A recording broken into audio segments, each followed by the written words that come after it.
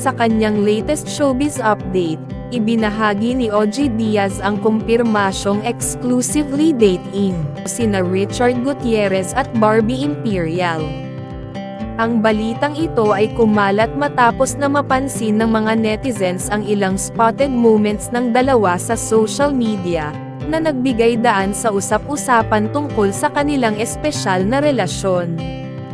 Ayon kay OG Diaz, kumpirmado exclusively dating na sina Richard Gutierrez at Barbie Imperial ayon sa aming very reliable source. Walang overlapping na naganap at hiwalay na umano sina Richard at Sarah bago pa pumasok sa eksena si Barbie. Ito ay isang mahalagang detalye upang linawin ang mga haka-haka at kontrobersya na bumabalot sa kanilang relasyon.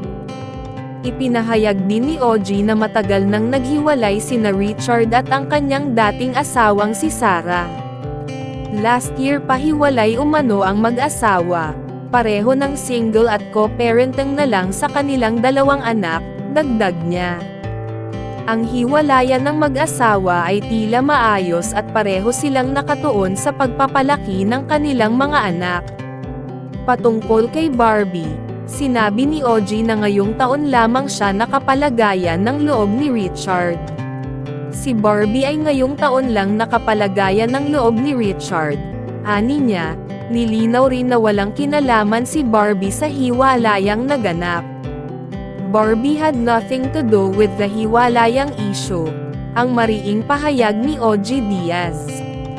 Ang balitang ito ay tiyak na magdudulot ng maraming reaksyon mula sa mga tagahanga at taga-suporta ng dalawang sikat na personalidad.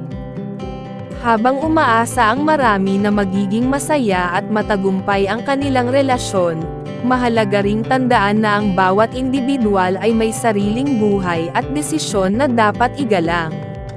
Sa kabila ng kanilang busy schedules, makikita kung paano pinahahalagahan nina Richard at Barbie ang kanilang oras na magkasama.